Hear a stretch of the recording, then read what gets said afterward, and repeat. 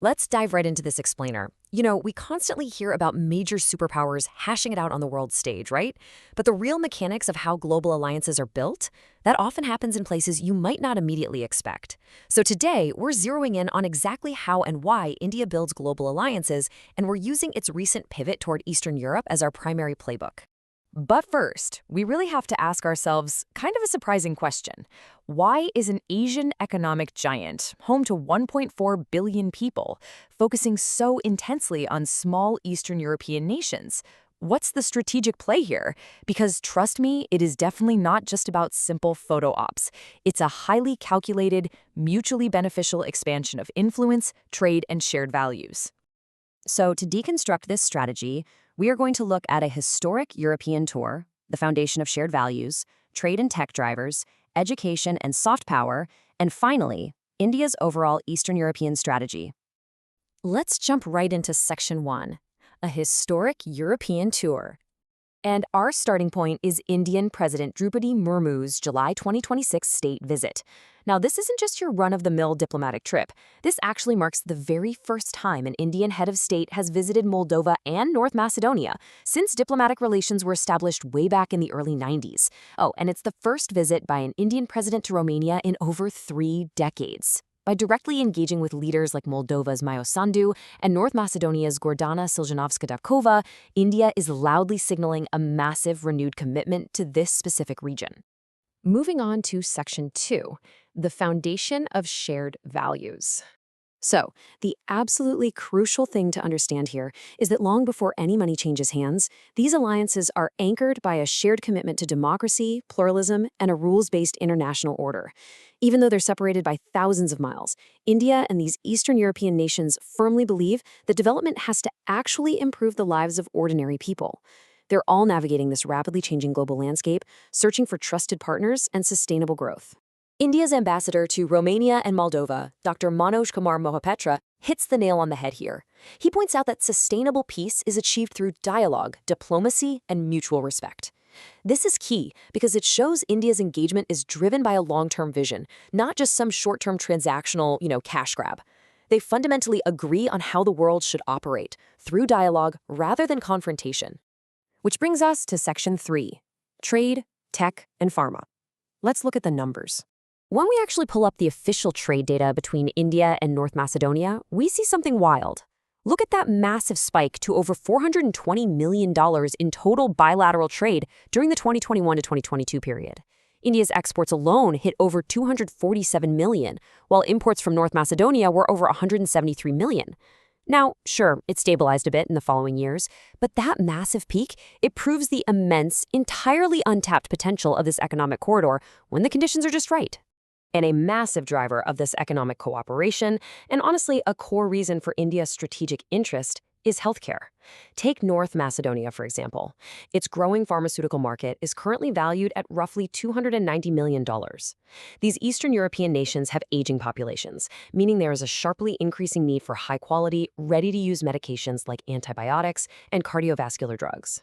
This, of course, perfectly aligns with India's established reputation as the pharmacy of the world. India isn't just out there looking for buyers. It's positioning itself as a hyper-reliable supplier that already proved its mettle during recent global crises, literally supplying medicines to over 200 countries. It creates this highly strategic corridor where India's massive manufacturing scale meets Eastern Europe's critical healthcare needs. And when we dig into exactly what India is exporting to fill those needs, a very clear strategy emerges. Based on recent customs data tracking a $210,500 trade corridor, a single antibiotic, cefpodoxime, dominates over 60% of this specific pharmaceutical trade with North Macedonia.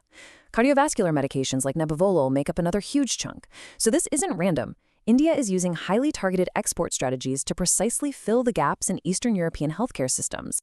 But, and this is important, to access these markets, Indian companies can't just put boxes on a ship and call it a day. They have to navigate 3 rigorous regulatory steps. They must prove their manufacturing facilities meet strict World Health Organization good manufacturing practices.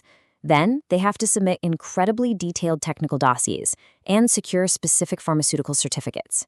By clearing these hurdles, India proves its exports aren't just affordable, they absolutely meet the highest international quality standards. But it's not all just pills. India is also leveraging its massive scale and technology. Just think about this number for a second.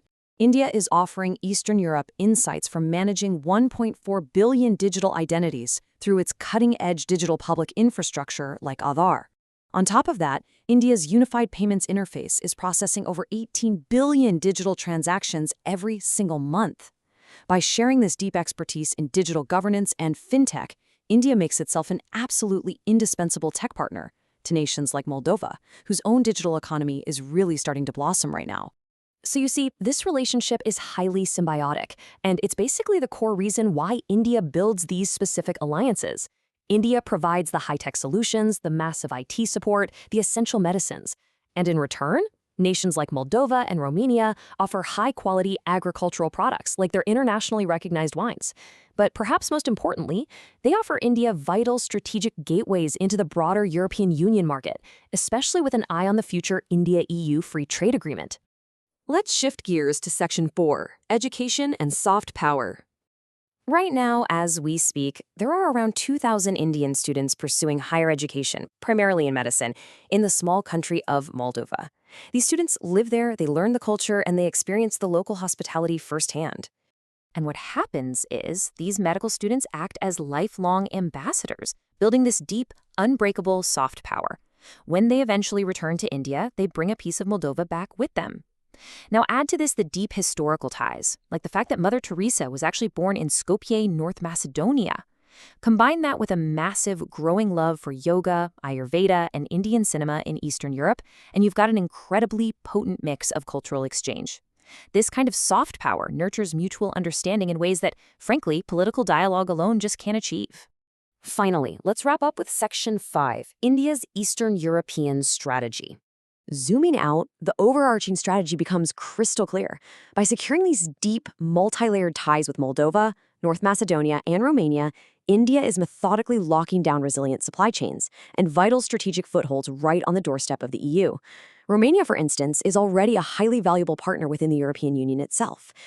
As global supply chains face constant disruption these days, having trusted, reliable partners in Eastern Europe is no longer just a nice option for a rising superpower like India, it's an absolute necessity. So I want to leave you with this to ponder. As India continues to execute this playbook, building global alliances based on shared democratic values, exporting its massive digital and pharmaceutical prowess, and fostering these deep cultural ties, how will these targeted micro-alliances shift the macro balance of global trade and power in the decades to come? It is a truly fascinating strategic evolution, and it's one that is quite literally redefining the map of global diplomacy.